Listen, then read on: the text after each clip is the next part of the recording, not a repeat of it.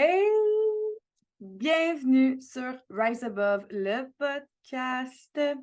Le podcast qui vise à mettre en lumière des sujets que des fois sont un petit peu plus complexes ou même des défis relationnels. Puis moi, je vais justement mettre de la lumière là-dessus pour te permettre de prendre la hauteur sur la situation pour avoir des nouvelles perspectives. Aujourd'hui, j'avais envie qu'on parle encore de relations. Ça fait 2-3 semaines que je suis sur cette vibe-là. Parce que l'automne s'en vient. Il y a eu plein de défis cet été pour les célibataires, même pour les gens en couple. Tentation, pas de tentation, des remises en question, tout ça. Puis aujourd'hui, j'avais envie vraiment qu'on se parle des deux plus grosses erreurs, selon moi, qu'on fait en relation actuellement. Je trouve qu'il y a deux erreurs majeures qu'on fait en relation en 2023 qui fait éclater les relations de façon monumentale. Mais la numéro 1, c'est pas nécessairement depuis 2023, ça fait un bout. La numéro 2, je vais t'avouer que je trouve que c'est comme, je pense qu'on va faire un petit 10-15 ans que ça roule là-dessus, OK? Fait on va dire que c'est à jour, mettons quand même, ces informations-là. Je vois qu'il y a de plus en plus de couples qui éclatent. Je aussi constate que c'est de plus en plus difficile pour les gens de poursuivre une vie de couple, de la continuer, de commencer une nouvelle relation, puis de justement faire perdurer ça dans le temps. C'est encore plus difficile pour les célibataires de connecter ensemble et de se voir sur un projet long terme. Pourquoi?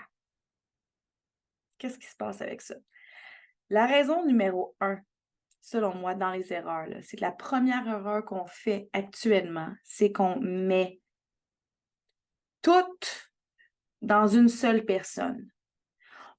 Tous nos besoins, une seule personne doit combler tous nos besoins, puis cocher toutes les cases qui fit avec nos besoins. Je t'explique.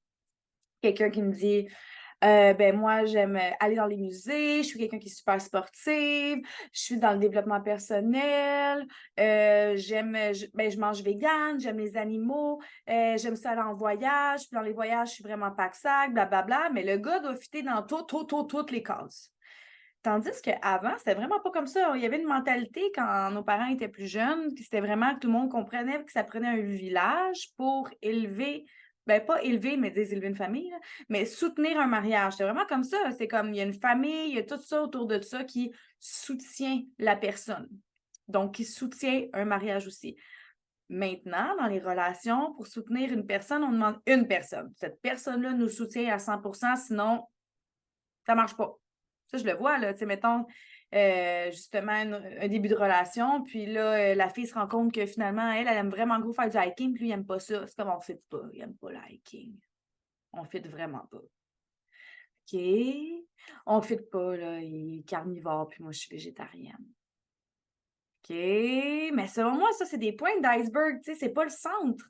Le centre, c'est les valeurs. Ce qui est vraiment important en relation, c'est que vos valeurs coordonnent. Que oui, il y a des choses que vous aimiez faire ensemble, mais en même temps, toi, si t'es végé, ben, tu peux cuisiner végé, puis l'autre est carnivore, mais vous pouvez souper en même temps, puis votre connexion est là.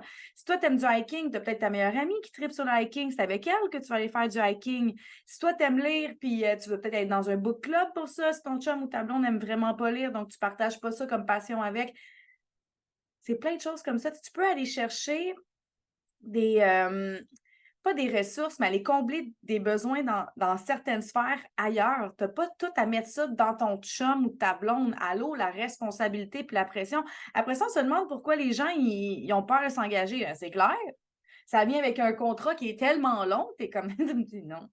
Je coche pas tout ça. Il y a assez de pression dans la vie actuelle que tu veux pas t'en mettre d'autres. Puis ça, je comprends à 100%. Là.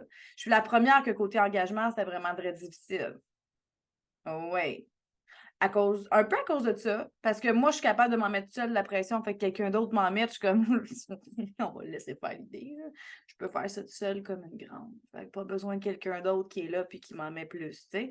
Mais je trouve que c'est un petit peu, les hommes sont un petit peu moins dans cette vibe-là. Je vois plus ça sur les femmes, de justement, ils comptent pas tous mes besoins. Les hommes sont un petit peu plus easygoing là-dessus. On m'arrête si je me trompe. Là, je parle du genre masculin. Donc, ceux qui ont un caractère un petit peu plus masculin sont plus easygoing là-dessus.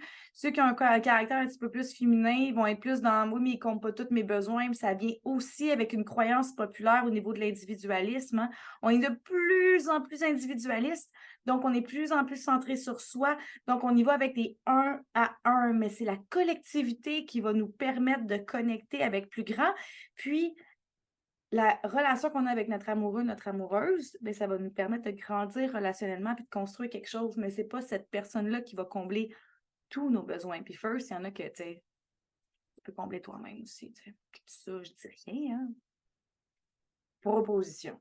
On commence par soi, puis après ça, tu sais, il y a des connexions qu'on peut avoir avec l'autre, mais ne pas tout mettre dans le panier de notre chum ou notre blonde. C'est beaucoup trop de pression. Fait que ça, je trouve que c'est la première erreur. C'est de tout mettre là, puis si la personne, elle échoue, selon notre perspective, à combler tous nos besoins, ça va pas bien. Puis la première journée que tu commences à avoir un truc qui va pas bien, puis que la personne ne compte pas tes besoins, il y a un langage mental qui s'installe. Donc, ta perception change, tu perds d'admiration pour cette personne-là, désir descend, sentiment d'engagement veut descendre, connexion de moins en moins fréquente. C'est le début de la fin ou c'est le début de OK, on va devoir avoir une discussion pour rajuster. Tu as le choix.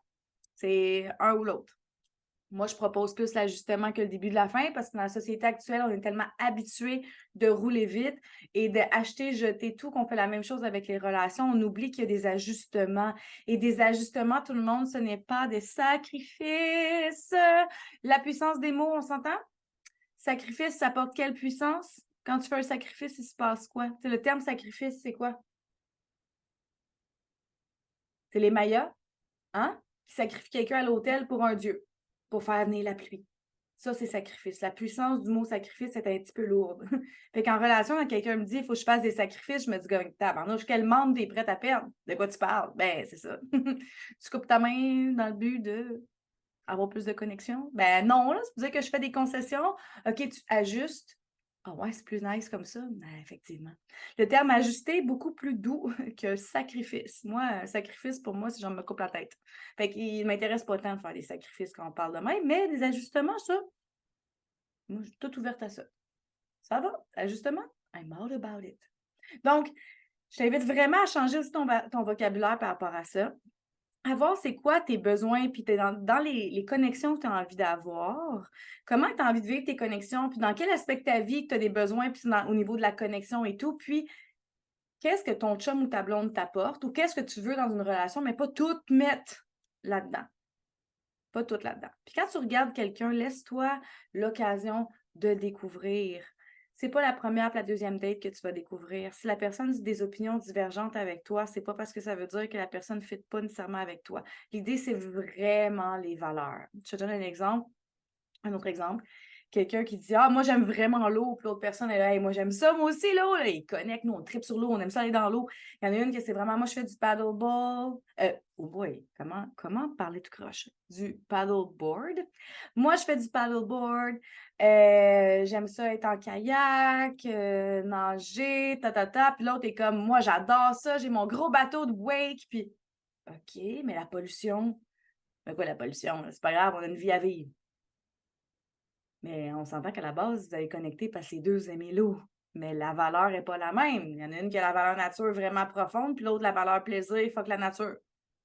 Fait que là, c'est un clash de valeurs. Mais first layers, tout le monde aimait l'eau. On s'entend? C'est pour ça que la valeur est beaucoup plus importante. C'est vraiment là que c'est important de connecter. Alors, première erreur monumentale, tout mettre nos besoins psycho-affectifs et de connexion dans la cour de notre amoureux, notre amoureuse. Ça, c'est le plus gros, pas de défi, mais la plus grosse erreur qu'on fait. Le deuxième point, c'est le pourquoi du comment les couples pètent, éclatent le plus souvent possible ou des relations éclatent. C'est l'erreur qu'on pose, c'est qu'on n'est pas assez attentif aux besoins de connexion puis aux méthodes de connexion que l'autre essaie d'avoir. Donc, un des éléments qui fait en sorte que les relations éclatent, c'est quand il y a trop d'échecs de connexion. Ça veut dire que un des deux a essayé de connecter puis ça a trop souvent échoué. Une connexion, c'est autant de dire « Hey, regarde, je t'ai fait un gâteau au chocolat, tu veux-tu y goûter? » La personne veut connecter avec toi. Puis toi, t'es comment? Non, laisse faire, ça me tente pas, j'ai pas faim. Ouais, mais je l'ai fait pour toi parce que je sais que t'aimes ça. Ouais, mais là, j'ai pas faim. OK. Puis finalement, tu y goûtes jamais. Mais là, la personne voulait connecter avec toi. Ça peut être même ton enfant, là. Tu sais, un enfant qui fait comme, hey, je veux te montrer mon dessin. Pas le temps, pas le temps, pas le temps. Il veut connecter avec toi. Les relations, c'est des connexions. C'est pas juste une connexion, c'est pas juste de se dire on se fait une date, on s'en va, on va en voyage, on s'en va au resto, là, on connecte, on s'appelle, on texte, on connecte. Non. Des connexions, c'est des petites affaires. C'est autant de dire hey, regarde, il fait super beau dehors. Toi, tu trouves-tu qu'il fait beau dehors? Puis l'autre personne est partie aux toilettes, puis elle t'a jamais écouté. Là, c'est comme j'ai tellement voulu connecter, puis ça n'a pas marché. C'est des petites choses comme ça qui font des grandes différences. C'est les petites micro-connexions. Donc, si on n'est pas assez attentif à ça, puis pour être attentif à ça, ben, il faut connaître le moyen de communication de l'autre. Si on n'est pas assez attentif et on ne connaît pas le médium de communication, le moyen de communication de l'autre principal, ben, il y a plein de situations où il y aurait eu des petites connexions qui échouent souvent. Puis c'est là que les couples finissent par éclater, c'est parce qu'ils ne connectent plus. C'est pas que les grosses connexions, parce que c'est souvent ça que je vois en coaching, quand on me dit « Ah, ben là, on ne se voit pas assez souvent, on n'est pas assez souvent ensemble, on ne couche pas assez souvent ensemble, on ne fait pas assez souvent d'activités ensemble, on n'a pas assez de temps de qualité ensemble. » Ça, c'est les grosses affaires, mais les petites choses, est-ce que vous les faites? Les petites choses, est-ce que vous les sentez? Les petites connexions qu'il ou elle essaie de créer, est-ce que tu les entends? Est-ce que tu les vois? Est-ce que tu les ressens? Est-ce que tu prends le temps de les accueillir? Hein? Donc, l'erreur numéro 2 en relation qui fait vraiment échouer les relations, c'est le fait de ne pas connecter. Tous les échecs de connexion qu'on a, c'est ceux-là qui vont faire vraiment clasher des relations. C'est quand il y en a eu trop. Ça va faire de l'accumulation. Puis il va en avoir un, ça va faire péter le vase à un moment donné. Alors, pour contrebalancer ça, dans le premier point, je l'ai nommé, de faire comme, écris c'est quoi tes besoins dans la connexion. Quand tu veux rentrer en relation avec quelqu'un, c'est quoi tes besoins, c'est quoi que tu aimes faire, c'est quoi tu veux faire, c'est quoi tu veux rechercher pour toi là-dedans, dans ces connexions-là. Écris-les, puis mets pas ça tout dans le cours de ton chum ou de ta blonde ou de la première relation, même de ton ami. On fait pas ça, c'est beaucoup trop de pression. Devoir faire comme, OK, ça, je peux faire ça avec tel chum de fille, ça, je peux faire ça avec mon chum, je peux faire ça avec mon enfant, je peux faire ça avec ma grand-mère, ma mère. Tu te crées ton village. Deuxième point, comment tu peux devenir plus attentif aux connexions? Donc ça, pour moi, c'est cultiver la présence. Quand tu es là avec quelqu'un, tu es là avec quelqu'un. 3/4 du monde, quand ils sont là avec quelqu'un, sont un dans leur tête ou sur leur selle. Leur selle, c'est comme le prolongement de la tête maintenant. On s'entend? Beaucoup. Allez vous promener dans un parc ce temps-ci, il fait beau dehors, tout le monde profite de l'extérieur, puis on est dans le téléphone. C'est quand même le fun à voir. Je suis très ironique quand je dis ça. Hein. Avec ceux qui me voient sur YouTube voient ma face, mais ceux qui m'entendent, j'espère que tu entends mon ton. Fait que c'est assez ironique de voir ça. Donc, de cultiver de la présence, du mindfulness, tu veux connecter. C'est important, guys, ces relations, parce que c'est ensemble qu'on va loin. Seul, on va vite, ensemble, on va loin. OK?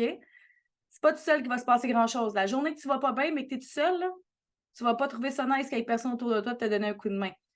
On n'entretient pas des relations juste pour prévenir le fait que ça se peut qu'il y ait de quoi qu'il y ait mal, mais c'est juste que tu le vois là si tu as bien entretenu tes relations. Mais ça, c'est de l'entretien tout le temps. Puis tu le vois aussi quand tu as quelque chose de le fun qui t'arrive, tu as du monde qui veut le célébrer avec toi. Ils sont fiers de toi, puis ça amplifie ton bonheur aussi. Ce qu'on partage, là, ça devient beaucoup plus gros, ça prend de l'ampleur. Tu sais, c'est comme lorsqu'on donne de l'amour, on reçoit de l'amour, fait que tout est tout le temps dupliqué, tout est tout le temps multiplié. Les connexions sont hyper importantes pour notre évolution en tant qu'humain, mais en tant qu'individu aussi, pour tout notre psycho-affectif, notre développement personnel, notre âme, on a besoin de connecter pour apprendre et pour grandir. Donc, s'il vous plaît, on arrête de mettre la pression juste sur une personne pour combler tous nos petits besoins personnels et on est plus présent pour être capable d'observer, de voir les connexions que les gens essaient de créer avec nous et de pouvoir y répondre aussi pour justement connecter. Tu sais, le fameux « Salut, ça va? » C'est une connexion. Ça en est une. C'est juste qu'on le dit vraiment facile. Moi, j'adore faire ça, je déstabilise tout le monde. Quand on arrive avec au téléphone, là, mettons, j'appelle Rogers Desjardins, là, ça dit Desjardins, bonjour, blablabla. Salut, ça va bien? L'autre, au bout de la ligne, il y a toujours un oui. Je suis comme, moi aussi, ça va bien. Là, je continue. Ça me dit pas un et toi, moi, je réponds pareil. Ça rend des fois les gens vraiment mal à l'aise quand ils me le demandent pas. Mais moi, je le partage pareil. Puis la personne, elle fait comment? Ça va pas super bien. Oh, hey, je t'envoie de l'amour. Tu n'es pas obligé de rentrer dans une conversation de profondeur. Tu peux juste dire que tu l'as entendu puis faire je suis vraiment désolée, je t'envoie de l'amour. Parce que je sais qu'il y en a qui ne veulent plus dire maintenant salut, ça va parce qu'ils ont peur de recevoir un ça va pas bien, je suis pas prête à accueillir ça. Non, ça là, tu sends love. Tu fais comme OK, c'est cool. Mais le petit salut, ça va, qui est sincère, ça peut vraiment créer une belle connexion. Sur ce, j'espère que tu as eu du plaisir à écouter ce podcast-là, que tu as appris, puis ça va t'aider dans tes relations futures ou même dans ta relation actuelle ou dans tes relations actuelles. Alors, si tu as aimé ce podcast, partage, like, écris-moi un petit commentaire. Tu peux me rejoindre sur Instagram, tu peux me rejoindre sur Facebook, sur mon site internet ou lenipeltier.com. Sur ce, passe une belle journée, une belle soirée, une belle semaine, fin de semaine. Love, rise above.